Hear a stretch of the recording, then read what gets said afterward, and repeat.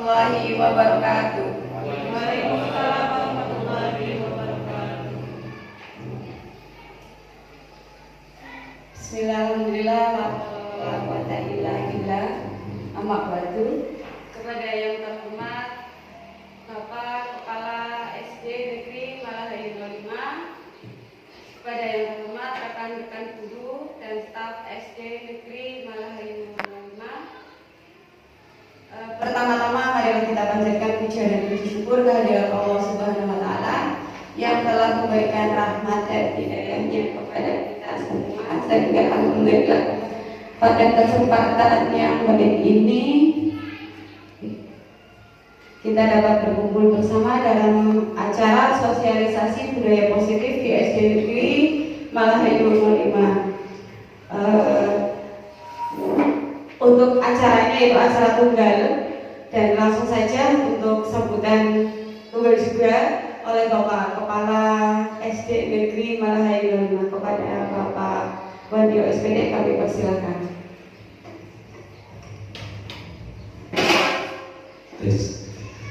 Assalamualaikum warahmatullahi wabarakatuh. Alhamdulillah, nama baru Bapak dan Ibu Dewan Guru SD Malahayu 5 yang kami hormati dan kami banggakan. Puji syukur kita panjatkan kehadirat Ilahi Rabbi atas segala karunia-Nya. Hari ini, pagi yang berbahagia ini, hari Selasa tanggal 31 Januari 2023, sengaja kita berkumpul dalam satu ruangan untuk mengikuti kegiatan sosialisasi budaya positif yang nanti akan disampaikan oleh narasumber sama Ibu Dede Aisyah SPD. Pada kesempatan yang berbahagia ini tentunya dari kata-kata positif tentunya bermakna dan berkonotasi hal-hal yang baik tentang yang ada di lingkungan SD Malahayu 5, kesehariannya dan sebagainya. Pokoknya yang positif di bidang pendidikan. Lebih kita sebagai pendidik tentunya mampu dan bisa sebagai suri teladan ataupun contoh yang baik bagi anak-anak kita, karena di pundak mereka lah generasi penerus bangsa. Kita upayakan supaya menjadi generasi muda yang positif berpikir, positif bertindak, bersikap dan berbuat. Bapak dan Ibu yang saya hormati, di kesempatan mengantar kegiatan pada siang hari ini, saya sendiri secara pribadi mohon maaf, schedule memang tidak bisa dirubah, bahwa saya hanya bisa mengantarkan dan membuka kegiatan sosialisasi budaya positif yang akan nanti disampaikan oleh Ibu Dede Aisyah kepada kita semuanya. Jadikan ini sebuah pengalaman saling belajar. Saya yakin Ibu Dede Aisyah juga tidak ada niat untuk menggurui, tidak ada. Ini hanya sharing, berbagi pengalaman sesuai dengan prinsip guru penggerak, yaitu tergerak, bergerak, dan menggerakkan.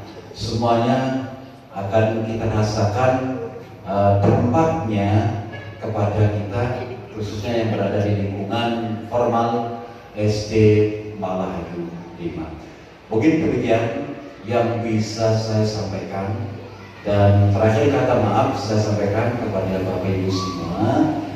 Sekali mari kita ikuti kegiatan sosialisasi budaya positif di SD Negeri Malahayu 5 bersama narasumber Ibu Dede Aisyah. Mudah-mudahan apa yang beliau sampaikan bisa menjadikan wacana dan juga bisa menjadi pembelajaran untuk kita semuanya yang mampu kita tularkan kepada anak didik kita masing-masing. Demikian, dan terima kasih. Mohon maaf yang sebesar-besarnya. Selamat mengikuti kegiatan sosialisasi, dan saya akhiri. Assalamualaikum warahmatullahi wabarakatuh. Waalaikumsalam warahmatullahi wabarakatuh. Tadi sudah dibuka oleh Bapak Kepala Sekolah. Di sini yang baiknya, tapi yang jeleknya jangan.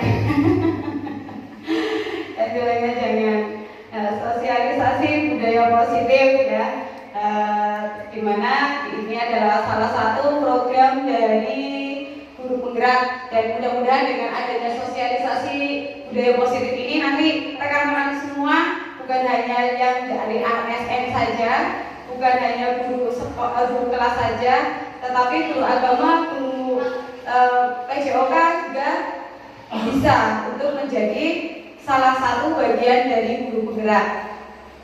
Nah, di sini sebelumnya kayak ngantuk ya. Diri yuk, breaking dulu ya. Iya, breaking dulu yuk. Berdiri, ya biar nggak ngantuk. Yang sudah bisa aja breakingnya ya, breakingnya udah bisa aja. Gimana ya? Pak Adi udah bisa ya? Udah bisa, breakingnya udah bisa. Belum. Iya, masih bingung. Saya, mari gimana ya? Hari ini kita awali dengan ice breaking dulu. Aku gimana ya Pak? Aku atau saya? Ya. Iya, saya datang untuk hadir. Iya. Penuh semangat. Iya. Saya datang untuk hadir penuh semangat. Saya datang untuk hadir penuh semangat. Saya datang untuk hadir untuk datang. Saya datang untuk hadir penuh semangat. Lagi ya?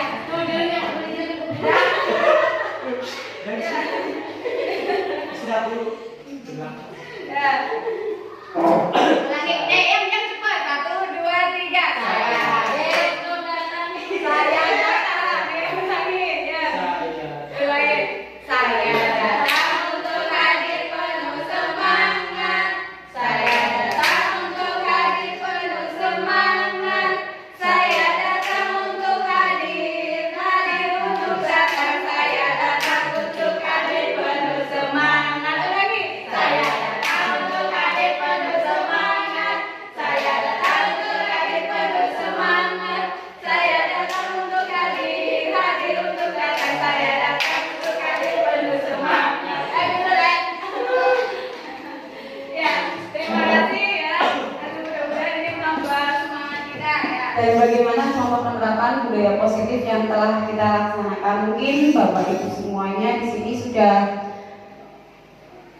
kita rasakan bersama, kita melaksanakannya juga bersama-sama budaya positif yang ada di SD Negeri Malahari 05. Contohnya apa ya Bu? Contohnya apa ya? Iya, membersihkan lingkungan. Ya, kemudian apa lagi?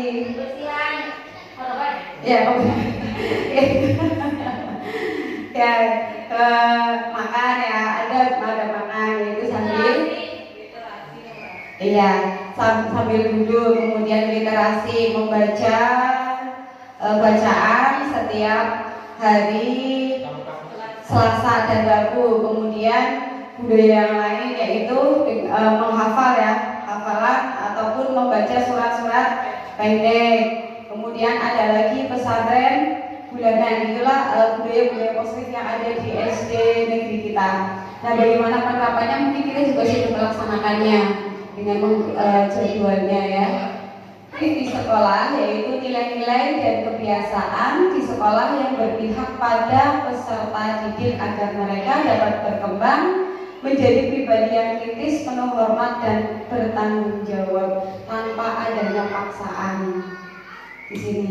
Jadi mereka budaya positif yang kita lakukan awalnya mungkin dengan reward yang kemarin kita laksanakan ya, dengan adanya dengan adanya lomba ataupun penilaian kelas bersih setiap hari. Nah, awalnya kita picu dengan bintang, anak-anak sangat luar biasa. Nah, semakin kesini itu kita hilangkan. Kenapa? Kita ingin jangan dia melakukan kebersihan itu hanya karena bintang, tetapi harus dengan hatinya, penuh kesadarannya.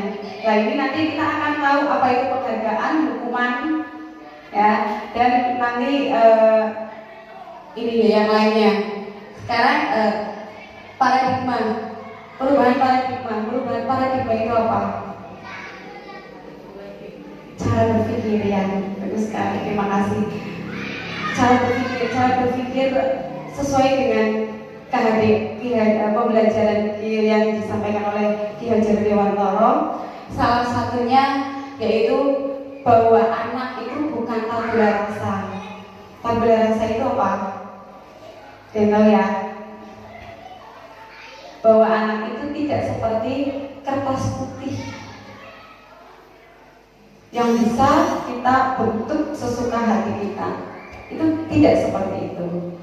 Tetapi anak itu dilahirkan dengan adanya goresan-goresan ataupun bakat-bakat yang sudah ada, yang sudah tertanam dalam dirinya. Jadi dia lahir itu bukan kemudian tumbuh anak kecil udah menjadi anak-anak, dia itu seperti kertas polos yang dapat kita tulis apa aja. Itu tidak seperti itu. Tetapi anak-anak itu sudah memiliki bakat tersendiri sejak lahir. Ada kepandaian yang mereka miliki. Nah, ini yang namanya bukan tabula rasa. Kemudian semua anak lahir dengan bakatnya masing-masing, seperti tadi ya. Berbudi pekerti, mereka pasti memiliki budi pekerti. Nah, tugas guru di sini bukanlah membentuk anak sesuai dengan keinginan guru, tetapi tugas guru adalah menuntun, ya, menuntun. Oh, ini anak ini bakatnya apa? Anak ini tidak bisa belajar membaca. Dia cara suka belajarnya seperti apa? Kita tuntun dengan yang gaya belajar mereka. Jadi bukan kamu harus mengikuti saya, anak-anak harus mengikuti saya. Itu enggak seperti itu. Justru kita arahkan anak kita sebagai penuntunnya, ya. Paham ya? Pahamlah. Kemudian guru itu ibarat petani. Dan anak-anak itu ibarat biji jagung. Maksudnya apa? Petani itu bukan membuat biji jagungnya, tetapi bagaimana petani itu kan menanam. Setelah menanam, memeliharanya biar tumbuh dan berkembang, ya, menjadikan jagung-jagung itu hasil panen yang melimpah. Kan seperti itu. Dengan cara apa? Memberi pupuk, kemudian mencabuti rumputnya, ya, dan lain-lain. Jadi kita menuntun mereka. Kemudian bahwa kodrat alam dan kodrat zaman, kita menuntun anak itu sesuai dengan kodrat alamnya. Kodrat alam itu maksudnya apa? Budaya yang ada di sekitar kita. Budaya ada di sekitar kita. Oh, ternyata di sini itu petani. Berarti kita kenalkan anak itu bagaimana cara bercocok tanam yang bagus. Oh, di sini itu kalau saya lihat mungkin pada jualan ataupun warteg kan ya. Kebanyakan pada perantauan. Nah, bagaimana caranya agar mereka itu tidak merantau lagi nantinya, gitu. Tapi kita kenalkan petani. Selain perantau juga di sini ada petani. Ya, kita kerjasama dengan mereka. Ataupun kita lihat yang sebelah sana itu ada penjual yang itu apa ya Bu namanya? Yang di Anjun. Berapa? Kita kenalkan. Ya, kita kenalkan agar mereka itu nanti juga bisa menjadi pengahli ataupun sebagai pengrajin gerabah, tetapi yang lebih baik. Ada tertanam lah. Ya, setidaknya menanamkan dalam diri mereka itu kearifan lokalnya yang ada di sini. Sehingga nanti tidak lagi misalnya harus merantau. Tidak selamanya seperti itu. Jadi menanamkan kearifan lokal yang ada. Selanjutnya berpihak pada anak. Semua yang kita lakukan prioritasnya adalah anak. Jadi anak dan anak. Bukanlah dia kesal dan sebagainya ya. Karena kesal dan sebagainya. Ataupun gurunya ini dan itu, tetapi balik lagi. kita bagaimana kegiatan ini itu berpihak kembali lagi untuk anak. Semuanya berorientasi sama anak. Coba Bapak Ibu, di sini ada sebuah video Facebook. Ya. Di sini ada sebuah video. Silakan Bapak Ibu amati. Ya, kira-kira pembelajaran apa yang bisa kita ambil di sini? Ya, kita putarkan dulu. Di sini yang di atas dengan ibunya dan yang di bawah itu dengan bapaknya. Ya.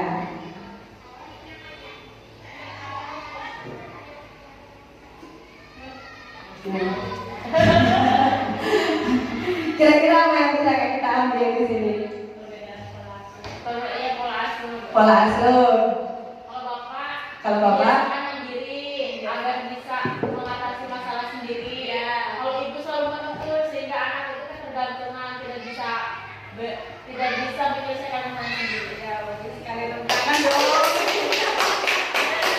Ya bagus sekali ya ini betul sekali apa yang tadi sudah diutarakan oleh ibu semuanya, baik dari Bu Ina ataupun Bu Tina. Ya betul sekali yang di atas itu dengan ibunya. Ya dimana ibunya selalu baik aja gitu ya. Kemudian ada jalan lagi, ada jembatan. Coba gimana? Ini pakainya ini ibunya yang kasihkan ya. Kalau bapaknya Kalau bapaknya coba berpikir, coba apa ini? Nah anaknya ya, ini pakai ini gitu, ya. Nah kemudian ada api gitu, api yang gede banget. Kalau ibunya, ini dong, tak silakan gitu ya. Kemudian kalau Pak mati Pak, mati.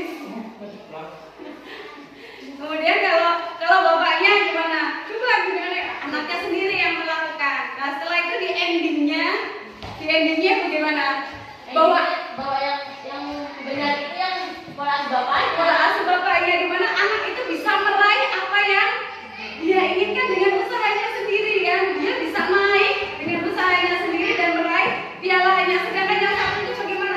Dia hanya nangis karena belum bisa, ya karena dia nggak bisa. Itulah bagaimana kita itu menuntun anak agar anak itu bisa mandiri, ya meraih apa yang dia inginkan, agar mencapai kebahagiaan setinggi-tingginya.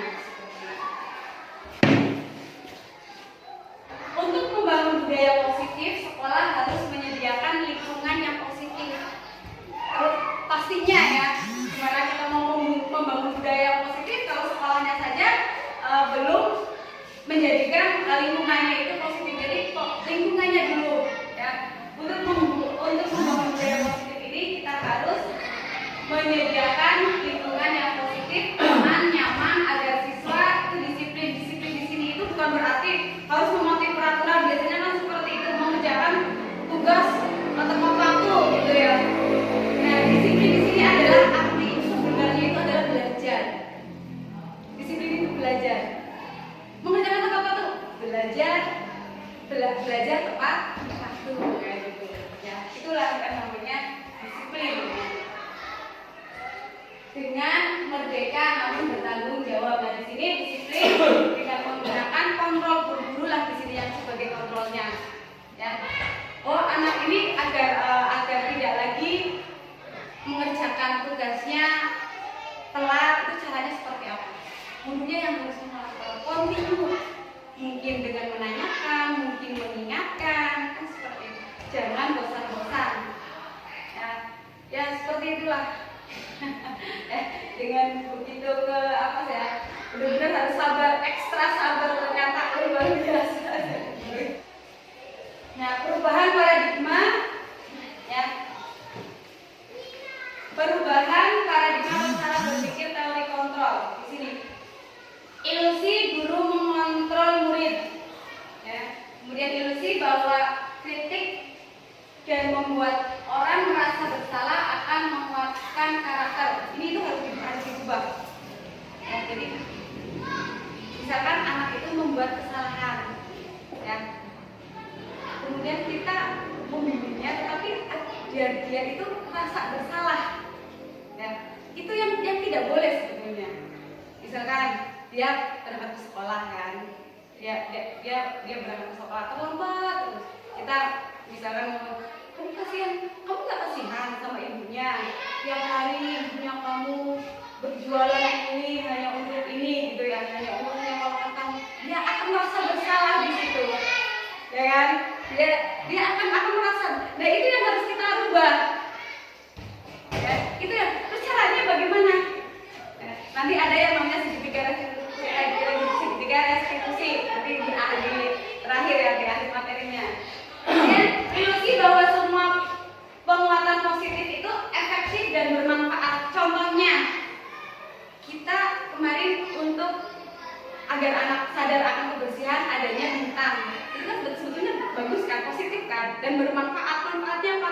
Sekolah jadi bersih, ya, sekolah jadi bersih. Kemudian anak-anak juga sampai istirahat aja bawaannya sapu dan sebagainya, ya. Itu sebetulnya bermanfaat, positif kan. Tetapi tidak semua yang positif itu benar-benar menjadi budaya yang positif. Karena mereka itu melaksanakan kebersihan itu dengan hanya untuk meraih bintang, ya kan? Hanya untuk meraih bintang mereka. Nah itu yang kita rubah. Oleh itu yang kita rubah. Terus caranya seperti apa? Caranya dengan kita memberikan teladan. Bagaimana? Tanpa harus ngomong kayak gini. Ini sapu. Itu kayak seperti itu. Kita aja ya, kita sendiri yang harus sebagai contohnya. Ada sampah, kita ambil, kita buang. Nggak usah ngomong sama anak-anak. Oh, dengan melihat gurunya, guruku seperti itu. Ini ya, harusnya memang sekali ini sangat menahan emosi, sangat menahan emosi sekali teman-teman. Kemudian ilusi bahwa orang dewasa itu memilih hak untuk memaksa. Ini kita guru nih, kamu tidak melaksanakan tugas, putar mengelilingi lapangan voli 2 kali. Ada apa Bu? Salah saya di mana? Kamu tidak mengerjakan ini. Kamu harus nurut, semuanya harus nurut. Kita sebagai orang dewasa kan, kamu harus nurut. Ya, memaksa berarti. Itu tidak seperti itu. Tetapi nanti mereka justru akan ada rasa tadi, ya. Saya dulu ada rasa mungkin kebencian yang tertanam di sini. Ya, itu. Nanti akan tertanam di sini. Ya, selamanya. Mungkin merasakan ya, udah pernah ya? Nah, di sini ada perubahan paradigma dan stimulus respon. Di mana kalau stimulus respon, kalau kita mencoba mengubah orang agar berpandangan itu sama dengan kita. Kita itu kan kadang ya, enggak memaksa orang itu harus sama pemikirannya dengan kita. Kadang kan? Nah, tapi kalau teori kontrol ini kita berusaha memahami pandangan orang lain tentang dunia. Oh ya, mungkin dia berpandangan seperti ini. Melihat sisi orang lain itu cara berpikir orang lain itu tidak sama ya.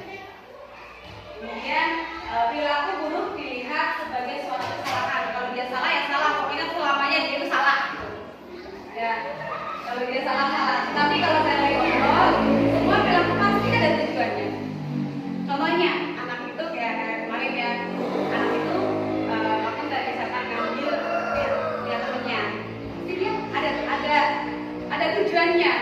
Kenapa kok dia melakukan itu? Nah, dia tahu. Nah, mungkin dia uang jajannya kurang, ya, tapi tidak menjadikan anak itu salah. Pokoknya kamu salah itu nggak seperti itu. Selanjutnya, orang lain bisa mengontrol saya. Kira-kira bisa nggak Pak? Orang lain itu mengontrol saya? Enggak lah ya. Bisa lah. Tapi hanya anda lah yang mengontrol diri anda. Contohnya seperti kita sudah praktekkan kemarin. Ya, coba silahkan dibuka, ya. Ya, silakan dibuka. Bapak gini Pak, ya. Pak, Bapak ini Bapak sedang berlian ataupun sesuatu yang sangat Bapak hargai sampai Bapak itu ini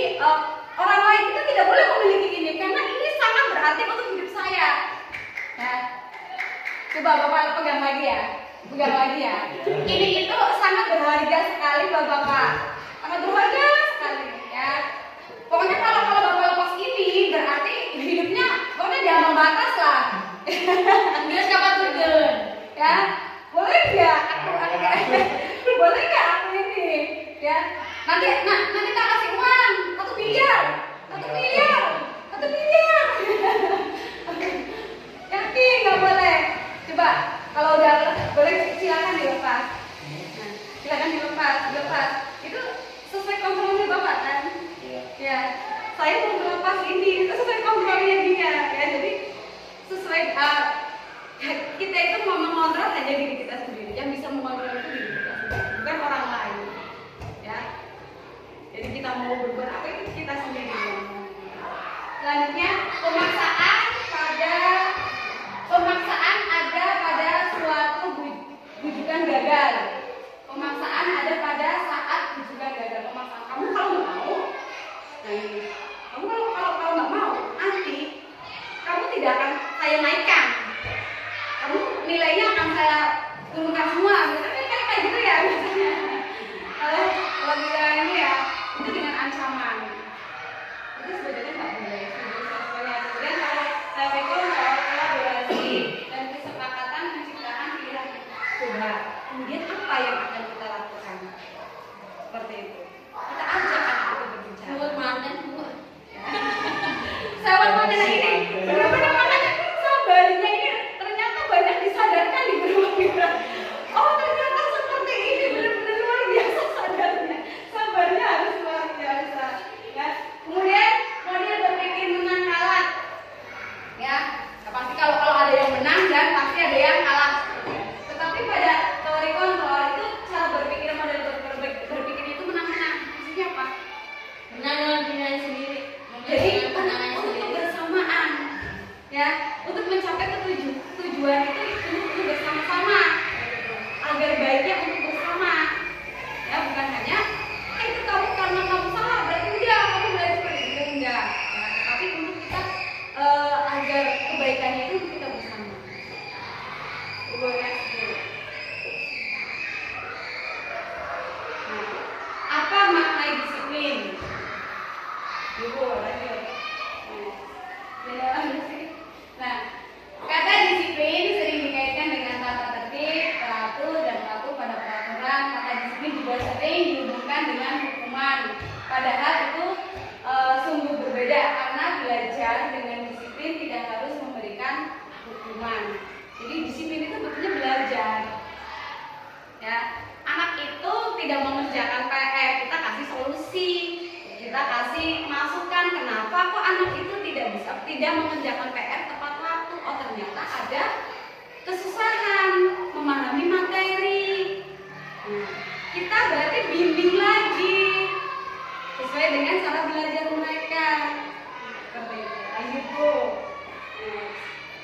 Nah, Ki Hajar Dewantara menyatakan bahwa untuk mencapai kemerdekaan atau dalam konteks pendidikan saat ini dan untuk menciptakan pendidikan merdeka, syarat utamanya adalah harus ada disiplin yang kuat. Disiplin yang dimaksud adalah disiplin diri, bukan karena aturan, tapi disiplin diri, ya, yang memiliki motivasi internal. Jadi kita motivasinya dalam diri kita sendiri, bukan dari orang lain, bukan karena aturan. Saya mau berangkat pagi, saya pakai aturan ya. Saya mau berangkat pagi, ya.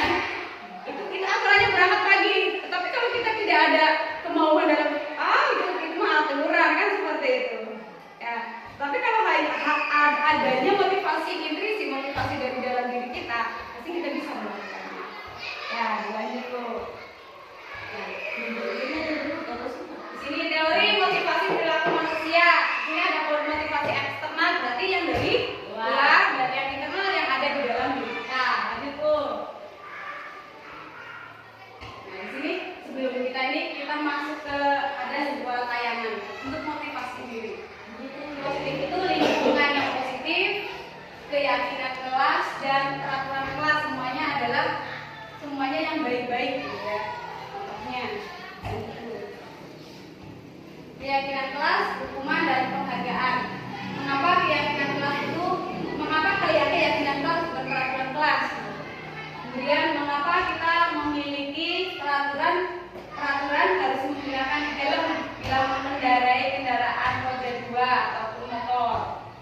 agar apa Bu? Selamat.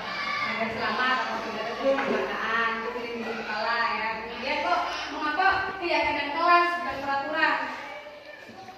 Karena dia tidak merasa diatur. Iya. Ada Betul sekali. Karena kalau keyakinan kelas kan dia kesepakatan kita. Ya kalau dia bilang kan, "Yo, keyakinan kelasnya kemarin apa?" Kan kamu sendiri yang sudah menyepakati kan seperti itu. Kalau peraturan ya ibarat dia itu merasa tertekan. Oh ya aturannya seperti ini. Kemudian mengapa kita memiliki peraturan 3M? Mencuci tangan, pakai masker, dan menjaga jarak.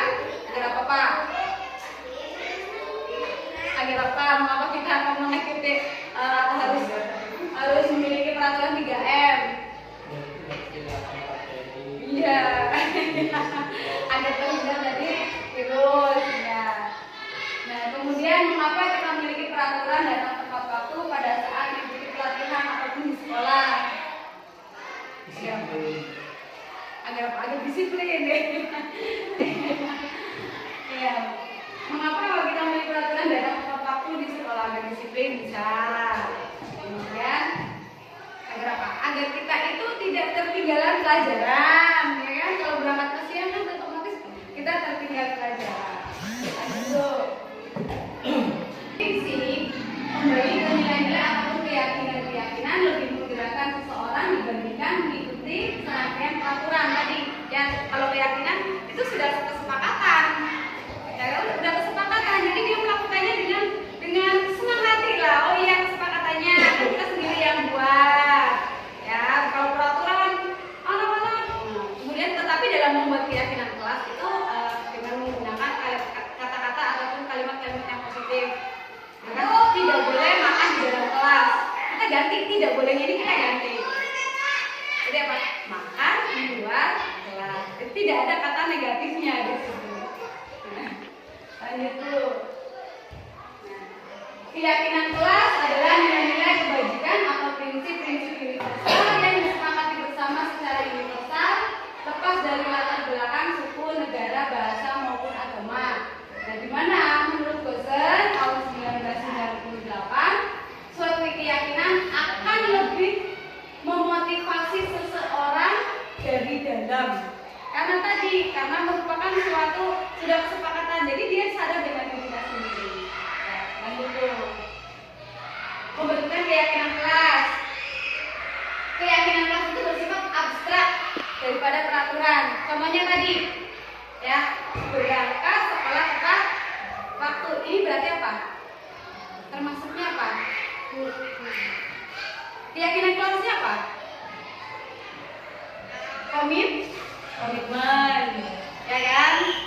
Komitmen. Kemudian mencuci piring setelah digunakan. Kira-kira ini apa? Tanggung jawab, ya. Jadi kalau keyakinan kelas itu lebih abstrak, ya. Tidak sesuai. Kalau peraturan kan benar tadi berangkat tepat waktu, ya, atau 15 menit. Tapi kalau keyakinan kelas itu lebih abstrak. Tanggung jawab, kemudian komitmen, kemudian menghargai orang lain, ya, menghargai orang lain dan diri sendiri. Menghargai diri sendiri apa? Contohnya, yang melaksanakan segala sesuatunya itu juga menghargai diri sendiri. Lanjut tuh. Nah, ini contoh. Selalu kembalikan buku ke tempatnya. Berarti tanggung jawab. Dilarang mengganggu orang lain, menghormati orang lain dan diri sendiri. Hadir di sekolah 15 menit sebelum pembelajaran dimulai.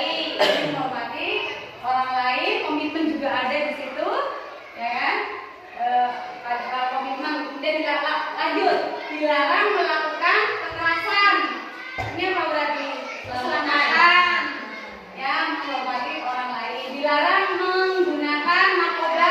Ini untuk kesehatan. Bergantian atau menunggu giliran, budaya antri ya. Ini kan menghargai orang lain dan kesabarannya. Kemudian menggunakan masker, kesehatan dan keselamatan. Jangan berdiri di di koridor ini untuk keselamatan dan keamanan. Lanjut. Nah, dihukum oleh penghargaan tadi, dihukum oleh penghargaan. Membuat hiburan itu kita sebetulnya itu menghukum anak, tetapi dengan penghargaan. Mengapa kemarin? Ini bintang keluarga nggak ini lagi, nggak dilaksanakan lagi. Inilah. Ternyata itu memberikan penghargaan itu juga merupakan suatu hukuman. Ya. Pengaruh jangka pendek dan jangka panjang. Jadi kalau itu ya selagi itu aja, ya selagi ada penghargaan dia mau melakukan bersih-bersih dan sebagainya. Tapi kalau nggak ada, udah, ya kan? Bener banget, iya.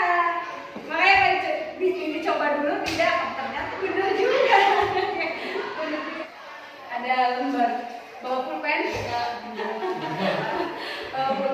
silakan di sini yang merupakan hukuman itu yang mana dan konsekuensi itu yang mana? Ada lihat mana ya? Ada dulu.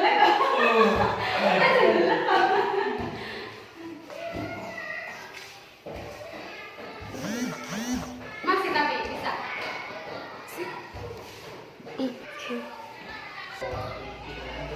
Dina. Sudah, nanti kita cocokkan. Sudah.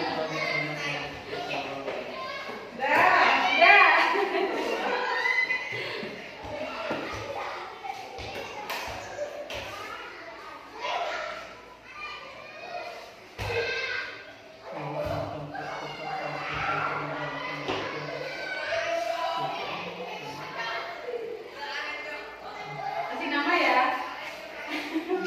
Kasih nama. Jadi ada kasih lagi.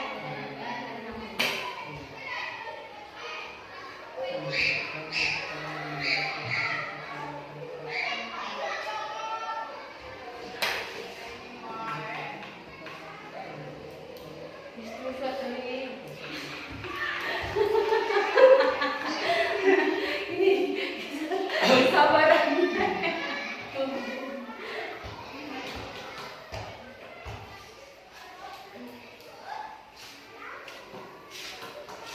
Ada satu video lagi ya Bu. Nanti ada posisi kita sebagai guru kontrol teman atau sebagai penghukum. Ada video asing banget di situ. Satu sekali di dalam buku. Di dalam kita. Hukuman ya. Kamu catat. Nah, hukuman. Betul Bapak Ibu? Kemudian hari ini main basket 2 kali. Nah, ya. Kemudian ini kita untuk push up 15 kali. Hukuman, ya. Betul? Betul. Menggantikan kertas yang telah dicoret-coret. Konsekuensi karena dia telah mencoret kertas temannya. Dia ada Ya, maka itu adalah konsekuensi membersihkan tumpahan air. Ya, itu karena dia telah menyenggol ya kan. Jadi itu harus dibersihkan dong, itu konsekuensi. Ya, resiko. Boy disuruh untuk mengenakan sepatu seharian karena dia tidak menggunakan sepatu yang warna hitam. Aduhnya kalau ada Itu hukuman. Ya, itu merupakan hukuman. Kemudian lari mengelilingi lapangan basket 2 kali karena terlambat 10 menit untuk pelajaran PJOK itu adalah hukuman. Nah, di mana? Nanti sebaliknya apa ya? Minta kertas. Kertasnya di sana habis ya Bu ya. Nanti disebalik aja. Manusia itu dibagi menjadi 4. Yang pertama karena kasih sayang. Kemudian karena kesenangan. Kemudian karena ada penguasaan ya, ataupun pengakuan di situ. Kemudian ada kebebasan. Ya. Maksudnya apa? Kita ada studi kasus di sini. Silakan nanti Bapak Ibu pakai sebaliknya ya. Bapak Ibu pakai sebaliknya. Di sini ada Bu Indah berkelas 5 di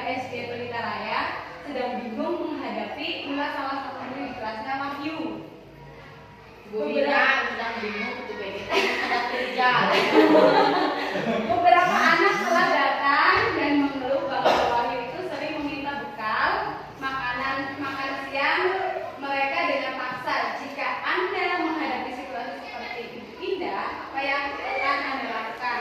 Nah, sekarang coba di sini bapak ibu ya bikin salah satu skripsi. Jadi ini sebetulnya kalau orang yang baik itu senang bermain peran ya, waktunya dia ingin saya bermain peran di sini. Nah sekarang karena ini tidak usah bermain peran, tapi membuat kayak cerita lah, ya Bu Indah dan si Agus. Ini Agus itu alasannya apa? Masing-masing guru ini kan terserah. Mungkin alasannya ini kan berbeda ya, boleh silakan. Bikin dialog. Iya, bikin dialog. Dialog misalnya Bu Indah, Gus, kenapa kamu kok senang meminta bekal temennya? Alasan Agus apa? Udah sedikit aja gitu. Kemudian apa yang akan Bapak lakukan di sini? Nanti kamu seperti ini, nah sebaiknya bagaimana? Gitu kan? Bikin dialognya. Nanti alasan Agus itu nanti akan berbeda-beda. Ya, nah dari alasan nanti Agus yang dari ibu bapak semuanya kita akan teliti itu termasuk kebutuhan apa, kebutuhan dasar yang tidak dipenuhi itu apa gitu.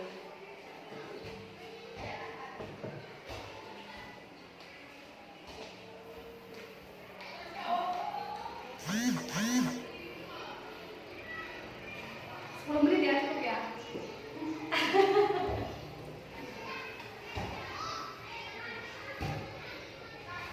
Ya sudah ya.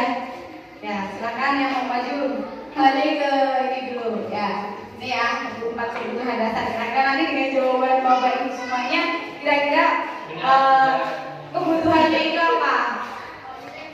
Ya apakah dia melakukan itu hanya pingin penguasaan, jadi dia pingin dilihat gitu. Makanya dia melakukan seperti itu, ya misalkan iya, jadi minta bekalnya temannya karena dia ingin dilihat. Oh, biar dia semua tahu ya, biar semuanya lihat sama aku lah. Berarti dia ingin adanya penguasaan di situ. Kemudian ada kebebasan. Akhirnya dengan seperti itu dia merasa puas, bebas ya. Maka itu kebutuhan dasarnya adalah sebuah. Coba yuk. Assalamualaikum warahmatullahi wabarakatuh. Kalau suara saya besar ya, ini. Saya akan membacakan ini apa sih naskah? Hasil karya saya ya. Yang pertama dari Bu Guru. Ya benar ya Bu Guru Ini ya. berarti apa ya namanya? Dialog. Bu Guru ya. Bu Guru berbicara di sini. Agus, kenapa kamu selalu minta bekal makanan siang pada teman-temanmu? Apakah kamu tahu mau tidak memberikan kamu? Apakah orang tuamu tidak memberikan bekal sebelum berangkat ke sekolah? Nah, Agus menjawab ya, ibu saya tidak sempat membuatkan bekal karena orang tua saya pagi-pagi sudah berangkat kerja. Nah, kemudian menjawab, terus kenapa kamu minta bekal kepada teman-temanmu? Apa tidak bisa meminta secara baik-baik? Jawaban saya gimana coba? Ya, Aisyah menjawab, ya Bu tidak melakukan lagi apa? ya Bu, saya tidak akan melakukannya lagi. Saya salah karena minta bekal kepada teman. Besok mulai. Saya mau salaman dulu sama temannya, gitu lah. Minta maaf.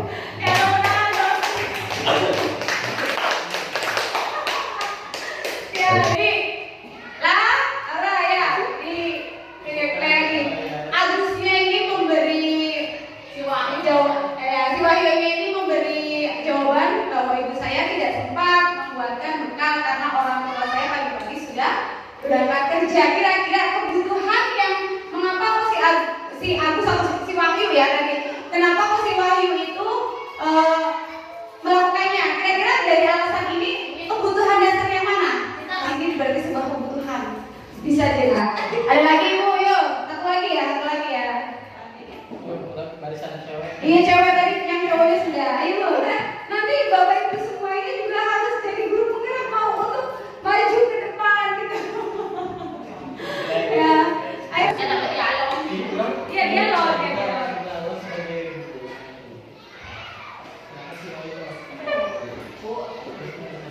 Ini Bu Indahnya. Pak. Ya. Yuk, boleh ibu bicara? Kita ngobrol yuk. Iya Bu. Banyak yang cerita ke ibu kalau setiap hari kami selalu meminta paksa bapak teman-temanmu. Apa benar itu? Yuk. Iya Bu. Kenapa yuk? Boleh ibu tahu alasan kamu melakukan itu? Wah, setiap hari saya dikasih uang saku hanya sedikit, sedangkan saya di sekolah sampai siang. Kalau minta tambahan uang saku, ibu saya sudah menjatah tetap saya takut dimarahi oleh ibu. Ya, tapi kamu belum coba ngomong kan? Kata Wahyu. Belum Bu. Coba ngomong dulu ya, jelaskan sejujurnya kegiatanmu di sekolah. Nanti apa tanggapan ibumu? Tindakanmu memaksa ibu sebenarnya tidak baik. Mintalah dengan baik. Temanmu pasti akan memberikan. Jangan diulangi seperti itu lagi. Iya Bu. Ya, Bu jangan dong. Ya, tadi yang sudah dibacakan tadi ya. Wahyu ini kebutuhan dasarnya apa yang tidak dipenuhi? Duit ya, uang saku ya, karena dia karena dia tidak uang sakunya kurang ya. Jadi hanya segitu aja. Tapi kalau meminta uang lebih tidak diperbolehkan ya. Bisa aja, kalau itu silakan dikumpulkan dulu ya, dikumpulkan. Nanti ditukar sama temennya, biar temennya nanti baca juga. Ya. Ya, terima kasih. Nanti ini berarti ada berbagai macam tidak membawa bekal makan siang, maka kebutuhannya adalah untuk bertahan hidup. Ya. Kemudian apabila jawaban Agus karena ia senang temannya jadi memperhatikan saya, ya. Ini berarti kebutuhannya adalah dia cinta dan kasih sayang. Nah, berarti tadi kalau makanan berarti iya bakal hidup. Kemudian apabila jawaban Agus dia merasa hebat dengan seperti itu, tidak ada yang tahu, tidak ada yang berani sama saya. Berarti dia penguasaan. Kemudian apabila jawaban si Agus karena dia merasa bosan dengan bekal yang dibawa ibunya, ya, ini kebutuhannya adalah kebebasan. Ya, itu terus saya nggak boleh minta yang beda gitu ya. Ya dia butuh kebebasan. Kemudian apabila jawaban Agus adalah karena iseng, dia menikmati ekspresi wajah temannya yang kesel karena diambil makanannya, maka kebutuhannya adalah kesenangan. Dia senang di atas penderitaan orang lain. Dia punya kepuasan. Jadi yang tadi itu bertahan hidup ya. Oke, di sini ada posisi kontrol. Ya, ini seharusnya ada video, sebuah video. Kamu lagi selalu terlambat. Kamu deh pasti terlambat. Maaf Bu, saya. Oh ya. Ya.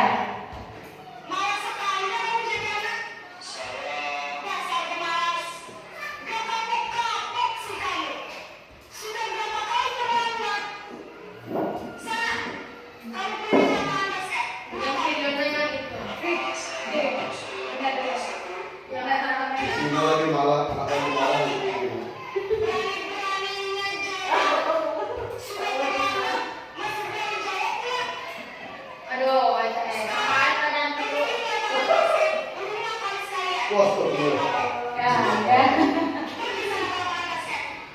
Anak siapa? Ya, oke, ya. Kira-kira tadi posisinya sebagai apa guru itu? Merasa bersalah. Posisinya? Posisi Nah, siapa, Bu? posisi dari gurunya itu. Kalau yang merasa bersalah ini nanti yang kedua. Ya, posisinya Posisi guru itu yang pertama sebagai penghukum, kemudian sebagai bukan posisi pembuat merasa bersalah, ya. Kemudian sebagai kontrol, kemudian sebagai kawan, dan satunya adalah sebagai manajer. Ada 5 posisi guru di sini. Ya, kira-kira yang tadi yang video yang pertama yang tadi ya yang sudah sebelum di skip itu kira-kira sebagai apa? Pengontrol. Ya. Nah, mengapa kok kamu penghukum ya? Kenapa? Tidak mendengar alasannya apa dulu dong. Langsung hukum. Pokoknya 2 kali keliling lapangan basket udah mau lagi malah ditambah lagi, ya kan? Jadi kalau hukuman itu tidak ada kesepakatan sebelumnya, jadi hanya sepihak dari guru aja. Pas hari itu dia salah langsung dihukum kecil gitu. Ya, itu kalau hukuman. Ya, dilanjut sekarang posisi pembuat merasa bersalah. Ada kata kuncinya di situ. Kemarin lagi yang terlambat.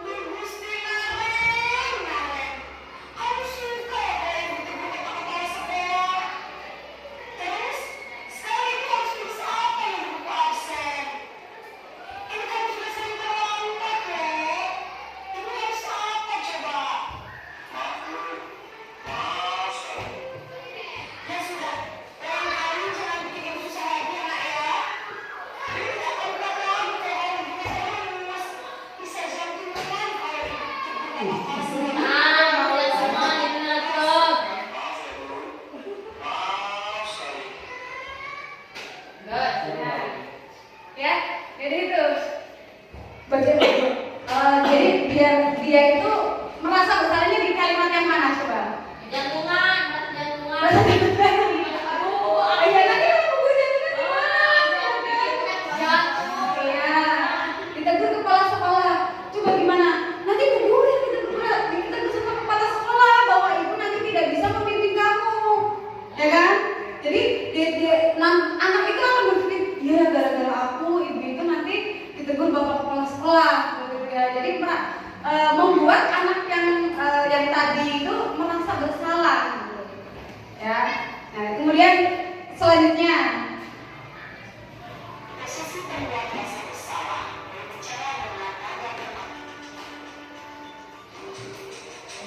posisi teman. Dia lebih asik dong karena dia nggak ada teman, ya kan? Di sini saya ya.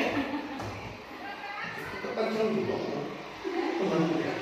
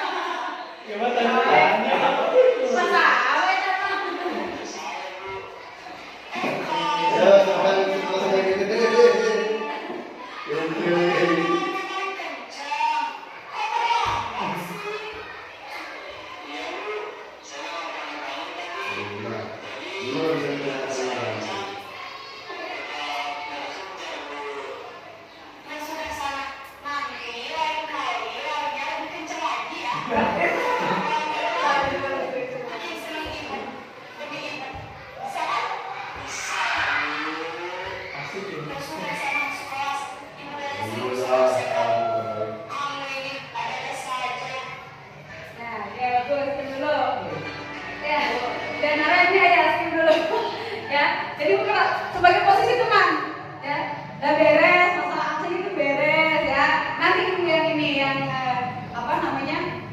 Yang ngurusin masalah absen kamu. Terus di situ gayanya itu ya sambil kayak teman aja ya. Ya, tetapi di sini ada perbaikan apa tidak? Ya ada. Apa? Larinya lebih kenceng. Iya. Larinya lebih kenceng, tetapi dia berarti nanti besok boleh terlambat kan seperti itu. Tetapi biar ini tidak terlambat, boleh kesiangan, tetapi biar tidak terlambat, larinya lebih kenceng kayak gitu. Ya. Tetapi dia tidak ada usaha untuk bangun pagi dong. Ya enggak? Tetapi dia tidak ada usaha untuk bangun pagi, tidak ada memperbaiki diri, ya. Cuma hanya larinya aja yang kencang, tapi dia tidak ada perbaikan diri untuk bangun pagi. Ya. Lanjut Bu, next ya, tulis posisi pemantau atau monitor. Marah lagi.